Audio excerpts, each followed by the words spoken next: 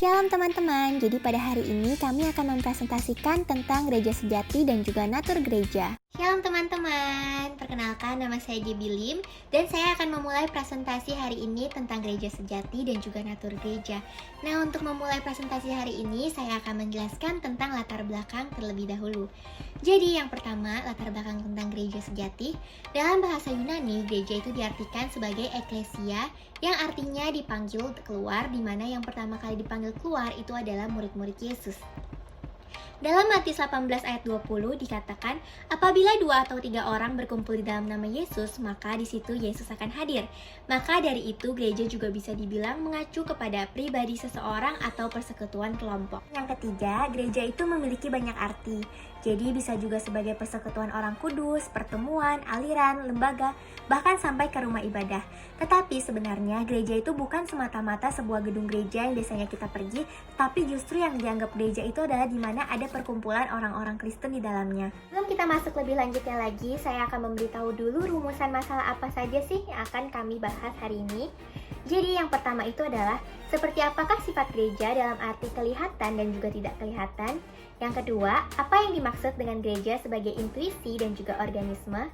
Yang ketiga, apakah atribut-atribut gereja itu. Dan yang terakhir, seperti apakah tanda-tanda gereja yang sejati. Tujuannya tentu saja untuk mengetahui sifat-sifat gereja dalam arti kelihatan dan juga tidak kelihatan, mengetahui bagaimana sih gereja sebagai intuisi dan juga organisme itu, mengetahui lebih lanjut lagi tentang atribut-atribut gereja, serta mengetahui lebih lanjut tentang tanda-tanda gereja sejati. Mari kita masuk ke pokok pembahasan kita. Yang pertama yaitu sifat gereja yang kelihatan.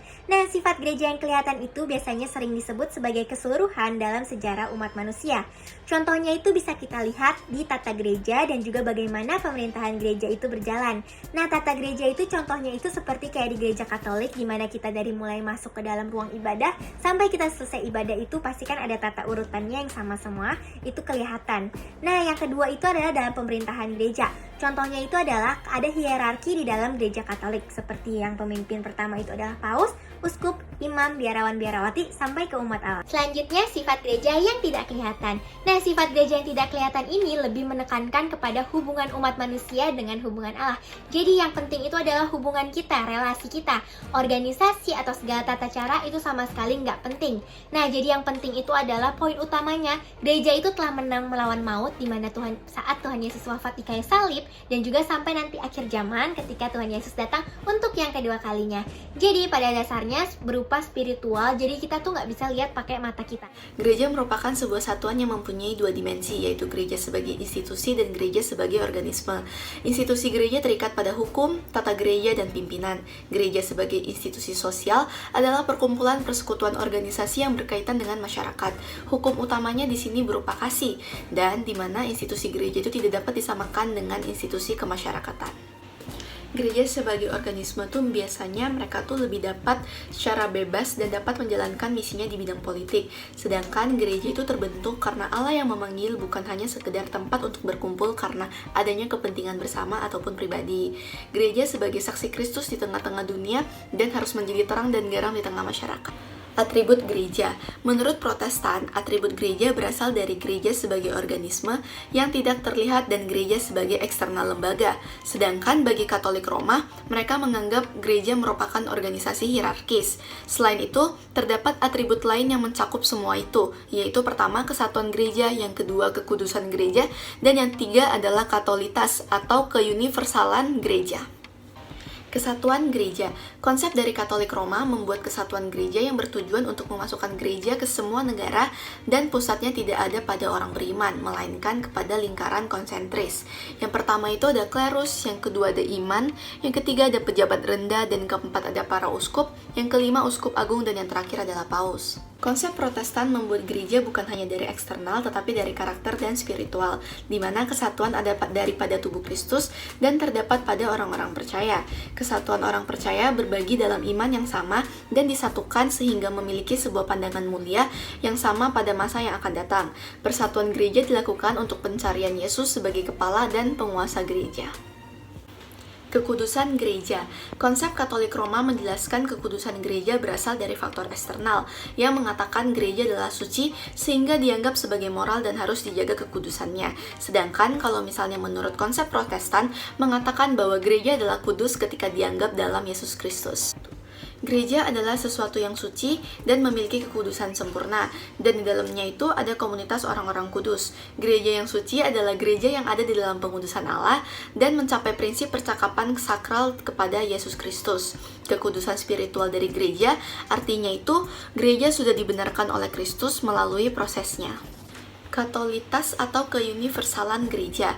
Konsep dari Katolik Roma mengatakan atribut ini seolah-olah hanya memiliki hak untuk disebut Katolik.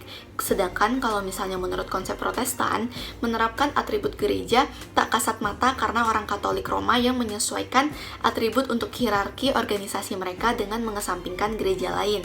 Nah, gereja tak kasat mata adalah gereja Katolik sejati karena ia termasuk pada anggota di antara semua bangsa dunia yang diinjili. Kesatuan Gereja, Reformator, dan Reform Convention menyatakan mereka adalah gereja Katolik yang terlihat, tetapi doktrin ini masih menghadirkan banyak masalah dan tidak mudah untuk menunjukkan yang tepat. Maka keuniversalan gereja tidak terlihat oleh dunia, padahal gereja adalah kesatuan dengan Kristus dan tertinggi di seluruh bumi. Pada kali ini saya akan membahas tentang tanda-tanda gereja sejati. Tanda gereja di umum merupakan suatu kebutuhan, sehingga ketika ajaran sesat muncul, kita dapat mengenali dan mengetahui gereja itu benar atau tidak. Kesadaran akan kebutuhan tanda gereja ini sudah hadir dari masa abad pertengahan hingga masa reformasi, dan pada saat itu gereja terbagi menjadi dua, yaitu gereja dan sekte. Akibatnya perlu untuk menunjukkan bahwa beberapa tanda gereja yang benar dapat dibedakan.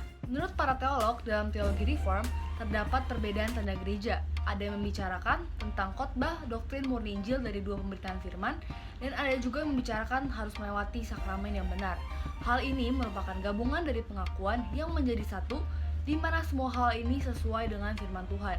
Disiplin juga dibutuhkan dalam kesehatan gereja, seperti kemurnian ibadah sebagai kualitas dari gereja tersebut.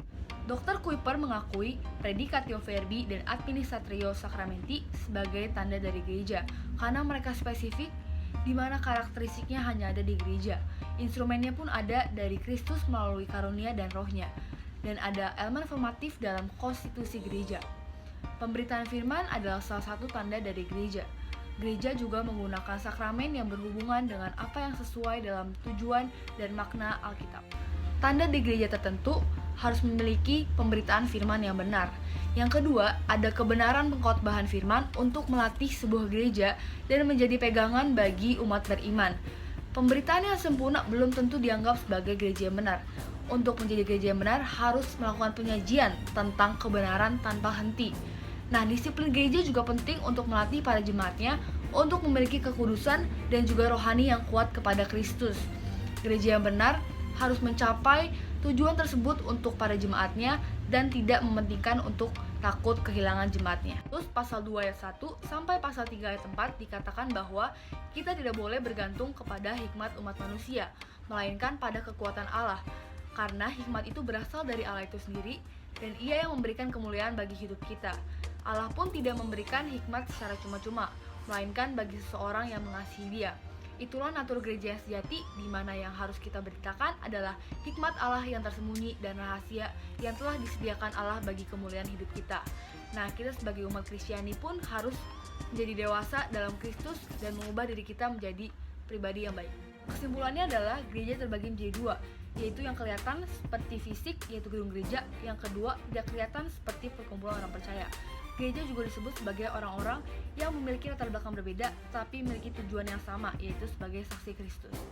Gereja mempunyai 3 atribut. Yang pertama, kekudusan gereja, seperti struktur organisasi yang rapi. Yang kedua, kekudusan gereja, di mana gereja itu suci, maka kita harus menjaga kekudusannya. Yang ketiga adalah katolisitas gereja, di mana kita harus melihat sifat gereja tidak kelihatan, yaitu memiliki kesatuan kepada Kristus. Selain atribut, terdapat tanda-tanda gereja yang dibagi menjadi 2, yaitu yang umum dan tertentu, sehingga pemberitaan firman yang dilakukan di gereja itu hanya berpusat kepada Kristus dan mengikuti sakramen sesuai dengan firman Tuhan. Nah, gereja juga melatih para jemaatnya untuk memiliki kekudusan dan rohani yang kuat kepada Kristus. Sebagai pengikut Kristus, kita tidak boleh melihat gereja dari luar saja, tetapi kita harus menjadikan gereja sebagai persekutuan umat yang memiliki sifat menekankan hubungan dengan Allah.